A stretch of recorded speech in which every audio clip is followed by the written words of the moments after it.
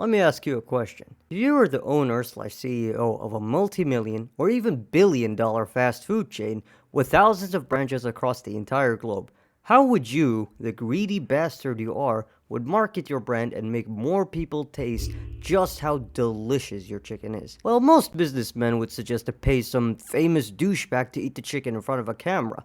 While it's a good strategy, it's getting pretty old, you know? You're gonna want to do something that's more modern, more hip, as the cool kids would say. Something that today's generation would be into.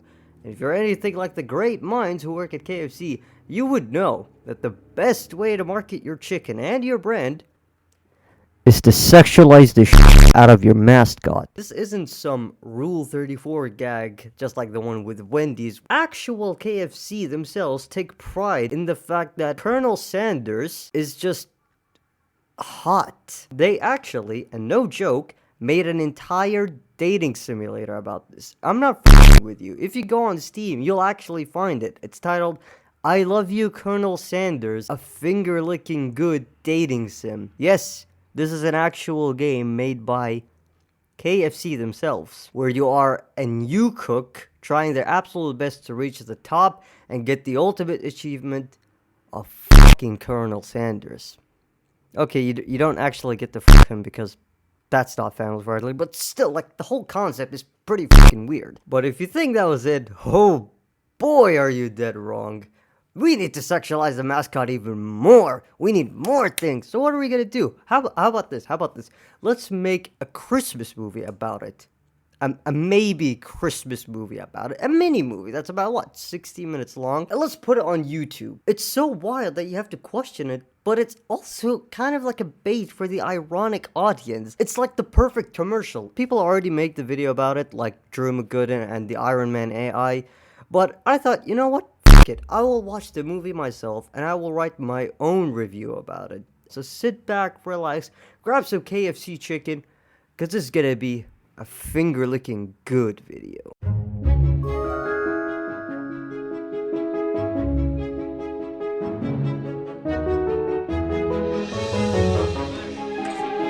So the movie is called A Recipe for Seduction, a film by Gene.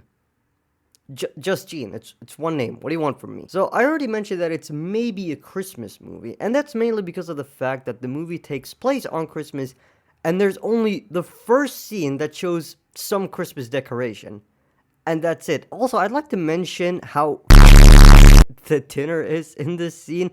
It's legit like one piece of KFC chicken, a spoonful of rice, and a slice of ham. The chicken is delicious, Bunny. Ah, yes. Talk about how delicious the one edible thing in your plate is. Yes. Oh, please. We both know I can't cook like this.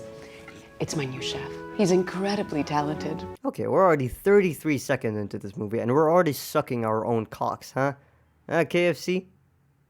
Get it? Cocks? As in, like, chicken cock?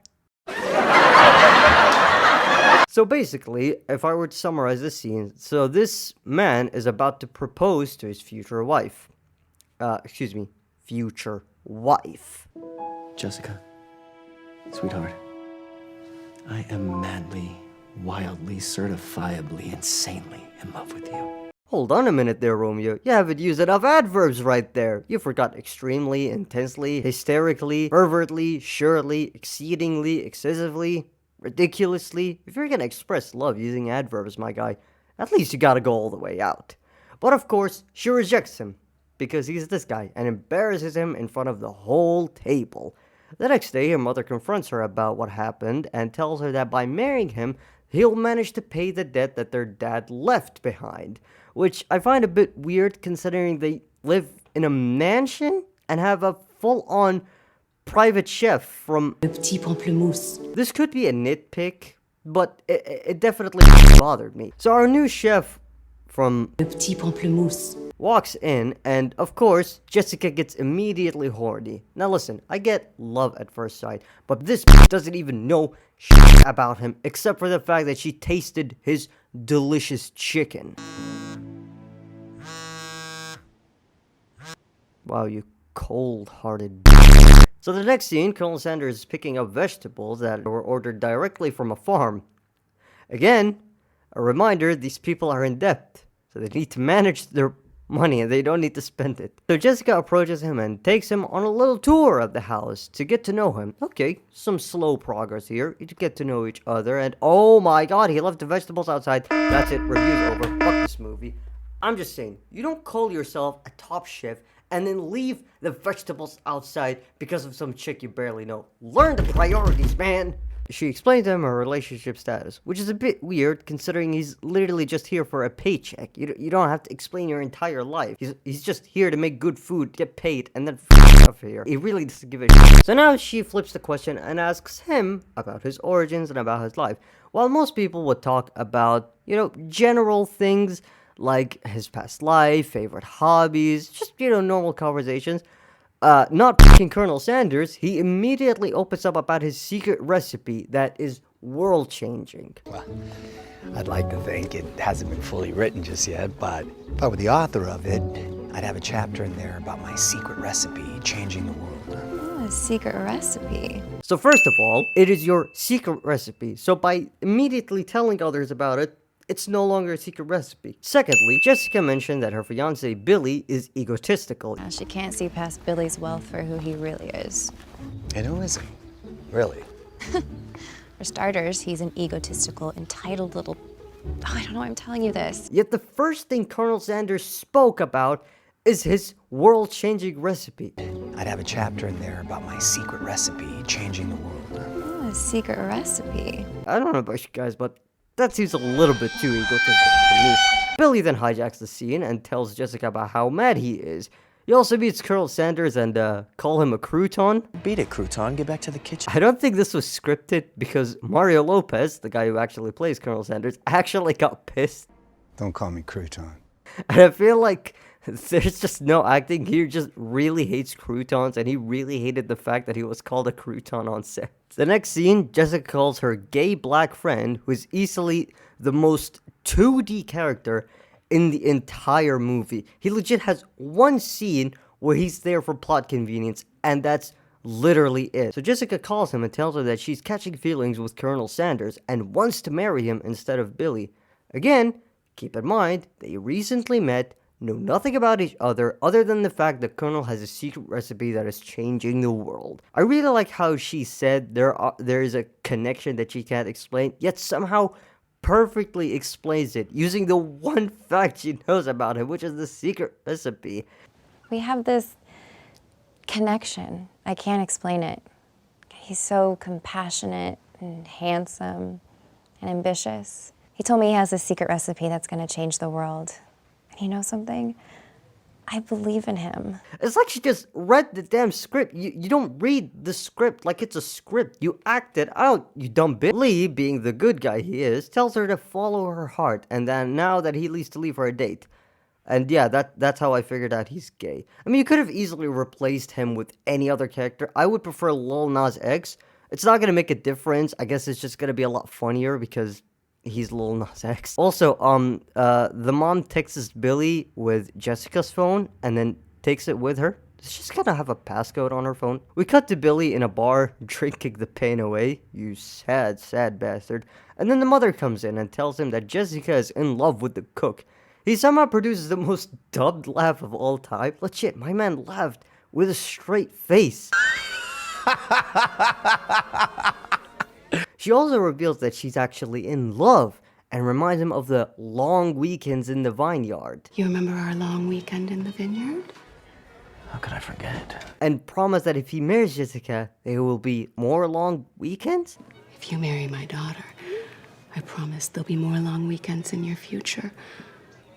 As many as you want. Okay, so first of all, what the fuck? Secondly, how long is a fucking weekend? I swear a weekend is like 3 days maximum, depending on where you live, I suppose. So how long is your long weekends? Also, why does Billy need to marry the daughter? I mean, just fucking marry the mother? I know it's a little bit weird because she's probably like in her 50s and he's in his 30s. But like, if you think about it, they clearly both have a thing for each other. Both are over the age of consent. So, they're adult enough to marry each other. You don't need to rope Jessica into this because she doesn't fucking care. She even rubs him, like, very... What the also, Lee, the gay black man, was there all along and heard the full story. So he tries to snitch. But too bad he doesn't know that Jessica's phone is with her mother. So the next scene, Billy enters the kitchen Knock, anyone home? and looks into the cabinets to see if there's anyone there. Fucking idiot. And then he finds Colonel Sanders' backpack, which conveniently has the secret recipe that he just talks about all the time. And he also says the best quote possible in the entire movie, after the crouton, obviously. Secret's out, chicken man. So Colonel Sanders enters the kitchen and Billy gives him an offer. I've come to make you an offer. Sorry? You're gonna make me explain this, aren't you? Now, here's the thing. You said you want to give him an offer, for fuck's sake. What do you mean, you really gonna make me say it? You gave him, hey, I'm gonna give you an offer. So, naturally, he'll ask you, hey, what is this offer about? It just doesn't make any sense. You're dumb. You're fucking stupid. Billy writes him a check for $500,000 for him to leave town and never speak to Jessica ever again. And like any other protagonist in a movie, he takes the check, packs his bags, and gets the fuck out of here. Okay, no, that did not actually happen, obviously. But $500,000 in order to leave town.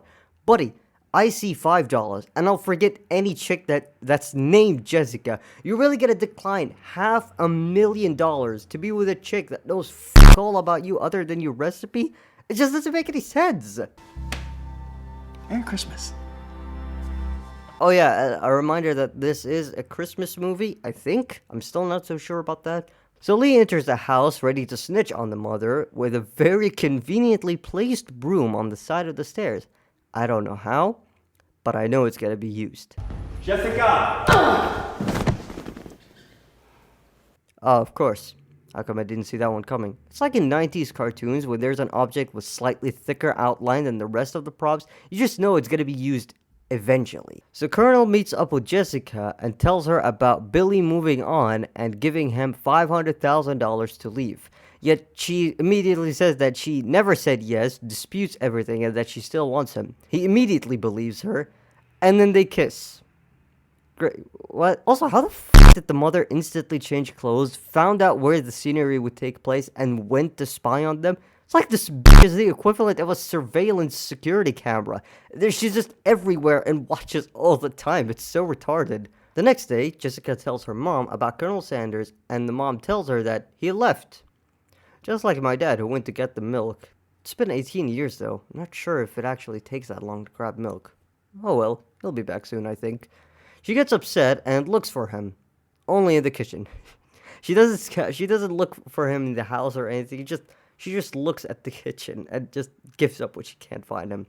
But here's the thing. Then she just activates Sherlock Holmes mode. Hears muffled screams behind a door that's covered in blood that is slightly open, which can only mean one thing. Billy sucks at kidnapping people. She finds Colonel Sanders tied and kidnapped, and Billy next to him with a knife trying to kill him. Oh god, cringe. Now, I would go into details about epic fights and how intense this scene is, but I would be a fucking liar if I did that, because nothing intense happens. It's so anticlimactic, nothing happens.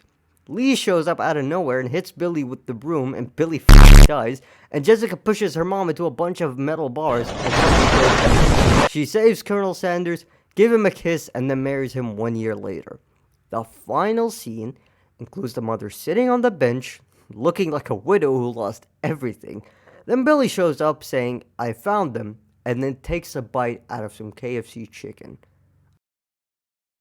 Unironically, the movie is made by KFC, but the chicken that they're famous for only exists in two C's, the dinner and the ending, which really have come full circle. Also, in the last scene implies that there's a sequel in the making, which I will definitely be sure to review once it comes out. You can have my word on that.